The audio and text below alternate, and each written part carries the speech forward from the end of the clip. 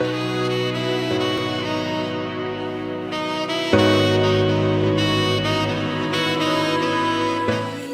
for you to arrive again.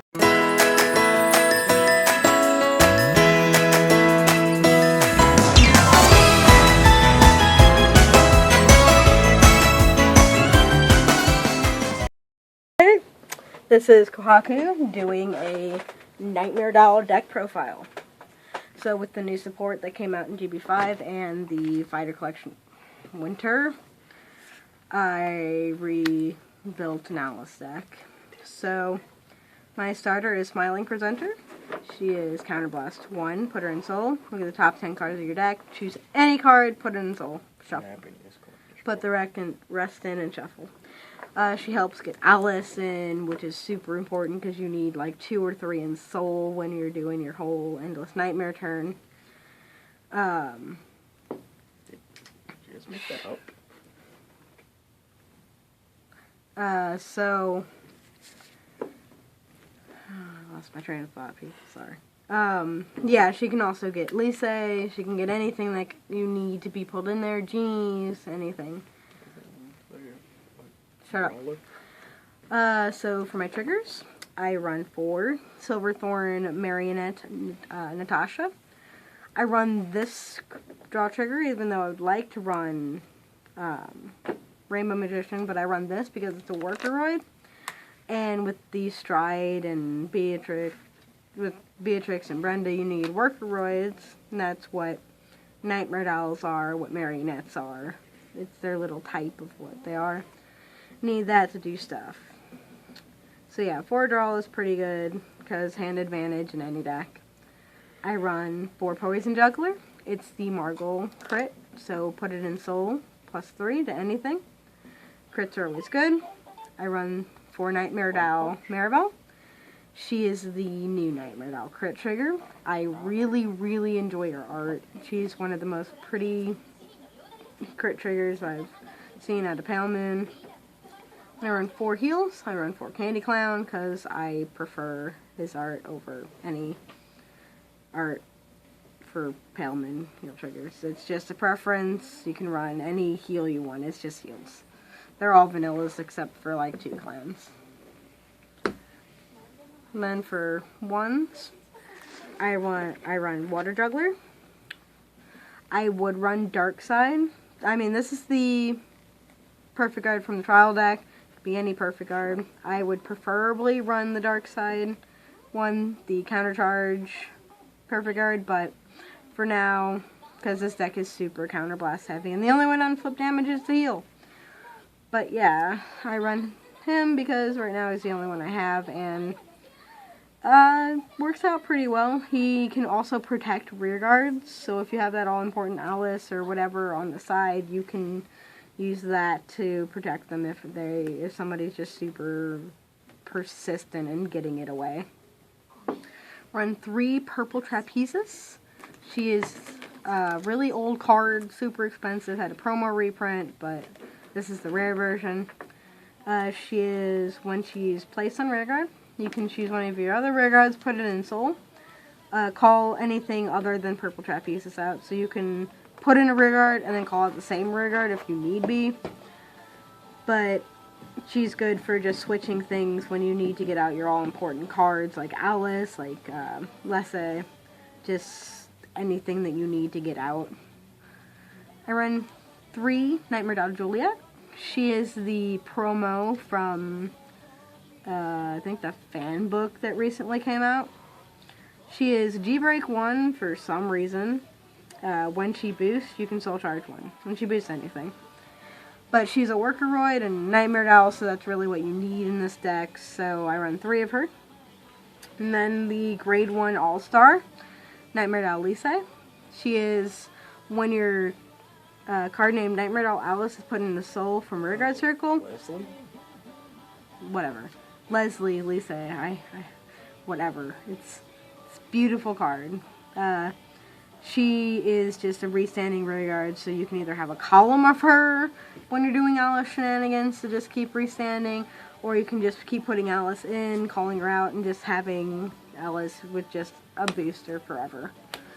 really annoying on your endless nightmare turn. It's just really, really obnoxious for people. I run 3 Nightmare Doll Master Brenda. She is the grade 2 support from Fighter Winter. She is activate. Her activated ability is put her into soul. She's up to 1 Workeroid. She is not a Workeroid. She is an elf. She's not a Nightmare Doll. She's a Nightmare Doll. She is the Nightmare Doll Master. She is controlling all of these Nightmare Dolls. Why isn't she the Stride? Don't know. But anyways, call up to 1 Workeroid from your soul. Call it to Rearguard Circle, and then until end of turn, it gets when the card that she pulls out is put into soul, you can recall her out. And then her auto ability is that when she's placed on Rearguard from soul, she loses her activated ability. So once she comes out from her own ability, she doesn't re-get the ability to do whatever she can again. I run 4 Nightmare Doll Genie. She's another, like, all-star from the deck. When she's placed on Rearguard Circle, put her into soul, call out a Nightmare Doll Alice, it gets plus 5k. So she really gets things going. Because you can get that Alice out, Brenda can call her out, and then when she goes in, Brenda can come out, just a bunch of shenanigans that happen. I run 4 Silverthorn Marionette Lillian, the 10k Silverthorn from BT12, because in this rush meta, 10ks are just better. I was actually running Jumping Jill instead, but I realized that even though she's a the reason that I chose either one of these is because they're Workeroids and you really want them. But the 10k power is better when you're in this meta that's just like, oh, I'm just going to rush you at 2. Okay, most of your 2s are 9s, and you're just not hitting numbers correctly. So 10ks are just a good buffer. So that's why I run that. For 3s, I run 4 Nightmare Doll Catherine. She is the new triple R from GBT05. She's continuous. All of your Nightmare Doll Alice on Rearguard Circle get plus 1k and auto. Counterblast 1 at the end of the battle that this unit attacked a Vanguard. Or attacked, not a Vanguard. If it did not hit in that battle, you may pay the cost. If you do, choose a Nightmare Doll Alice, call it from your soul, then put the Alice into soul. It helps Alice a lot with her whole, like, needing to hit and being a whole 10k and all. It's really nice. And then she has an auto on place. You can search your deck for any card, put it in soul. So search out that Alice, search out whatever the heck you need, put it in soul. It's really helpful. She really, really helped Alice to be good. So then, you gotta run 4 Nightmare Doll Alice. She is from BTO3. Right now she's rather expensive because of all of her support, but she is counterblast 1 on Rearguard Circle and put her into soul.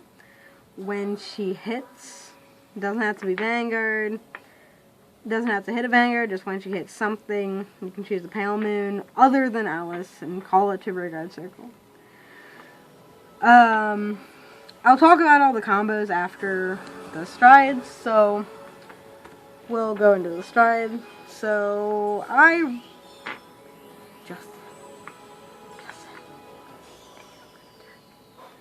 run 4 Beatrix. She is the so I run 4 Nightmare Doll of the Abyss Beatrix. I really enjoy her art. Like, of all things, I really enjoy her art. She is from the Fighter Collection Winter.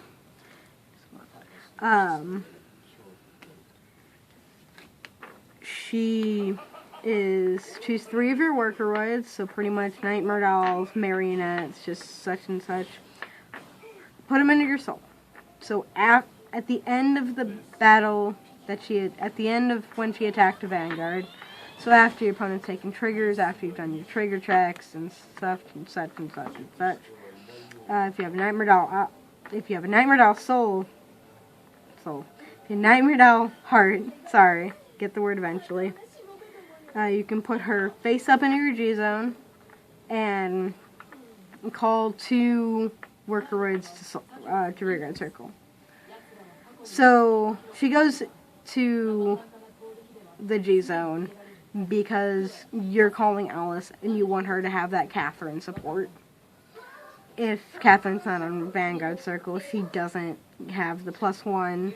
She doesn't have the if she misses ability. So Beatrix really helped get that whole missing thing out of the way. I run 1 Dragon Masquerade Harry.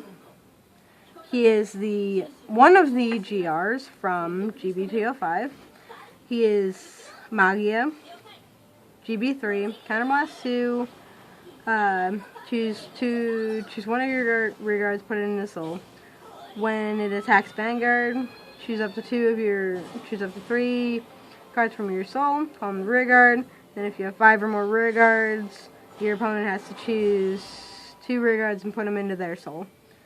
And then because he has Magia, the cards that he calls out, so the 3 that he calls out, or up to 3 that he calls out, go back in soul at the end of turn. He's just in there, even though I don't have a lot of counterblasts in this deck after Endless Nightmare and such, just because putting stuff into your opponent's soul is always a thing, because if you can't retire, you might as well get rid of them somehow. And if they're not playing Dark Irregulars, they get no bonus. If they're not playing Genesis, they get no bonus. If they're not playing anything that's Soul Blast, they get no bonus. If they're playing Dark Irregulars, you're just helping them, so don't do that. I play 1 Miracle Lunar Square Clifford. He is from the first G Fighter collection, the Double R. He's when he hits Vanguard, choose a 2 or less from your soul, call it a rear guard, and he gets +2 until end of turn. It's not like Miranda from the trial deck, so it doesn't have Magia, so what he calls out doesn't go back to soul, it's just permanently out there, so that's really nice. And then, just as a pressure card, like that's all he's in here for, really, for his GB3 ability, is Jester Demonic Dragon, Lunatech Dragon. Too many dragons in his name, but anyways. He is the Persona Triple R for Pale Moon. He is, when he's placed, you can turn a copy of him face up, and he gets the continuous ability. When something's called from rear guard, it gets +2. And then his GB3 is, he gets +1 crit. He's in here really just for that crit pressure, and that's good enough. Pale Moon, it's really nice to have that extra crit pressure. Alright, so now talking about shenanigans that this deck can and will do to people.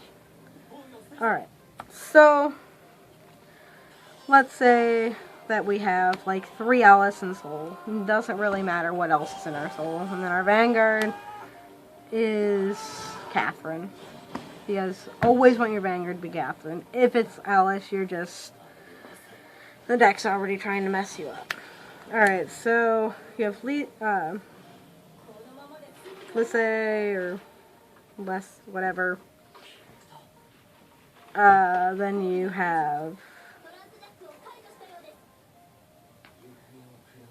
let's say that you're playing a Ginny from hand. Or actually, let's say, just for the fuck of it. Or hell of it, sorry. You play 1 Ginny, this Ginny's not on the field yet, put her in soul, when she's placed, call out an Alice. Oh man, +5k. Then you play your other Ginny, she goes in the soul. Call out another Alice. Oh man, +5k. Look at these 23 columns. Oh man, and 22 count. 23? Whatever your damage is. That's shitty damage, but whatever. Every one of those heals went off.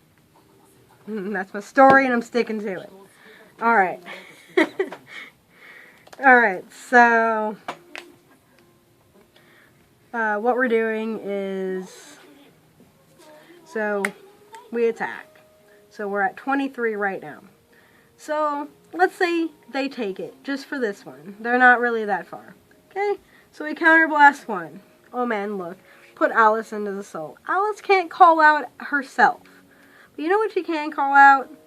Oh, well, when Alice goes into soul, you stand. You stand her. Because apparently they had to do that. You call out Ginny. What Ginny does is when she's placed, you can put her in soul, recall Alice with another 5k. So you just have another 23k column. Oh man. So you attack there. Alright. They didn't let it hit.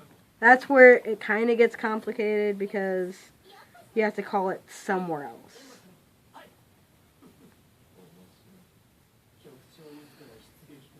No. So we're not doing that yet. We're not doing that one yet. Just gonna say, okay, that one didn't hit. Alright, so this one attacks. Alright, it doesn't hit. So you counterblast one. You call out an Alice. And then you put in the Alice. Because the Alice is put in, you stand your rearguards. So now we have this going.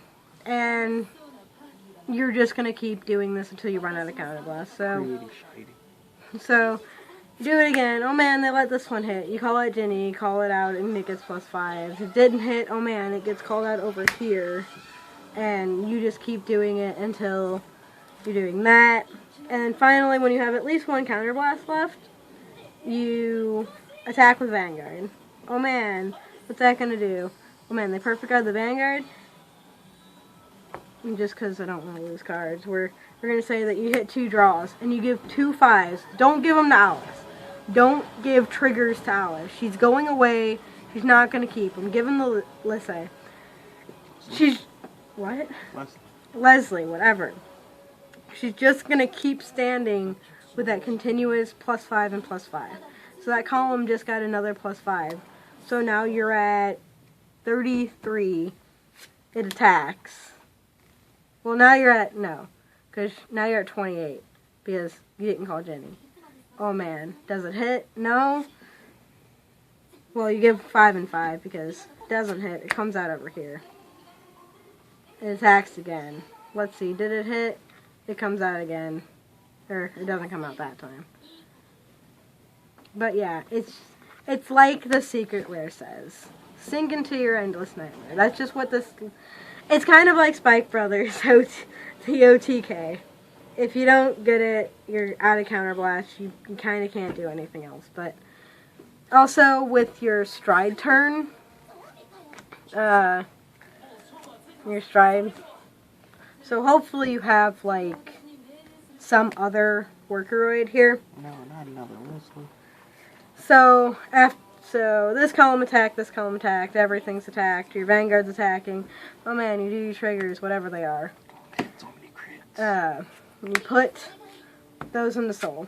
Alice goes in, they stand. You always want to have your Leslies, your Lissays, whatever you call them. So they go into soul. This goes over here, your Catherine again. You call out your Alices. They have their abilities. You just go ham on their turn. So it's just a bunch of power, a bunch of attacks. It's just really, really fun to play, and I really, really enjoy this deck. I've been told that it's apparently just Beast Deity's Pale Moon deck, but I don't like Beast Deity, so I'm not going to say that. It's just fun Pale Moon deck I really enjoy. The art's really great. Just a fun deck. If you can afford to get Alice's or proxy them, just test it out. It's really fun to get into if you're really wanting to try out something fun, new, different. It's not Limit Break. It's not... The only thing that's G-Break is that Juliet, and you don't really even use her. But yeah, it is kind of expensive because Alice, and you don't even have to use Purple Trapezes. But yeah, that's the deck. So, see you guys.